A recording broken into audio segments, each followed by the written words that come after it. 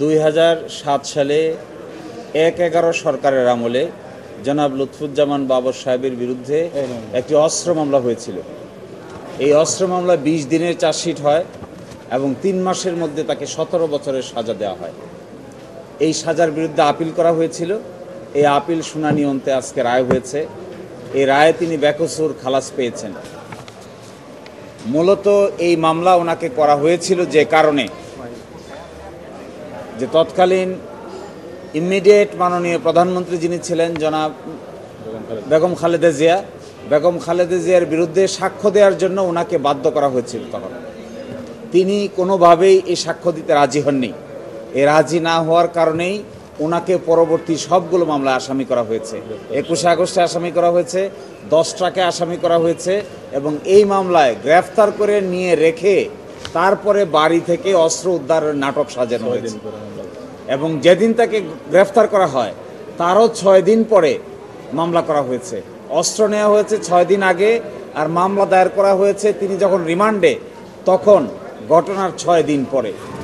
এবং এই জন্যই আজকে মাননীয় আদালত বলেছেন যে এই মামলাটি করার যে প্রক্রিয়া, এই প্রক্রিয়াটাই ছিল অবৈধ। এই মামলা যে প্রক্রিয়া করা হয়েছে এটি একটি অবৈধ প্রক্রিয়ায় মামলা দায়ের করা হয়েছে।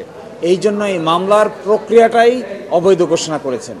একই সাথে যাদেরকে সাক্ষী রাখা হয়েছে, যাদের সাক্ষ্য প্রমাণের ভিত্তিতে সাজা দেওয়া হয়েছে, তিনি তা অ্যানালাইসিস করে বলেছেন যে এগুলো একটার সঙ্গে আরেকটার কোনো মিল নাই। এগুলো সবই ছিল 1/11 সরকারের কারসাজি। এবং এই রায়ের মধ্য দিয়ে 1/11 সরকারের মাধ্যমে যারা ভিকটিম হয়েছেন তার মধ্যে জনাব লুৎফুজ্জামান বাবর ছিলেন প্রধানতম ভিকটিম। যে কয়জন প্রধানতম ভিকটিম ছিলেন তিনি ছিলেন সবচাইতে বড় টার্গেট। এই 1/11 সরকারের জন্য এটিও একটি বড় শিক্ষা হয়ে থাকলো যে এইভাবে রাজনৈতিক নেতৃবৃন্দকে হ্যারাস করলে, সাজিয়ে মামলায় আসামি করলে তার শেষ পরিণতি ভালো হয় না। এবং আরেকটি কথা এখানে গুরুত্বপূর্ণ,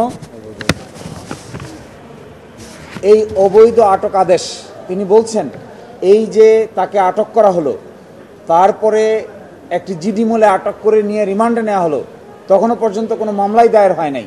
তিনি বলছেন এটি তখনকার দিনের ইমার্জেন্সি রুলস এবং বাংলাদেশের সংবিধান এবং ব্লাস্ট কেসের আলোকে এটি সম্পূর্ণটাই অবৈধ আটক আদেশ হিসেবে বিবেচিত হবে।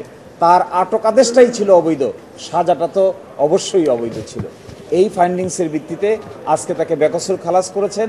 এই মামলার মধ্য দিয়ে জনাব লুৎফুজ্জামান বাবরের আর কোনো সাজা বাংলাদেশের কোনো আদালতে থাকলো না। তিনি নির্বাচন থেকে শুরু করে সকল কিছুর জন্য আইনগতভাবে উপযুক্ত হলেন এবং তিনি, আমরা আশা করব তিনি বাংলাদেশের মানুষের আকাঙ্ক্ষাকে সামনে রেখে পরবর্তী রাজনৈতিক কর্মকাণ্ড পরিচালনা করবেন।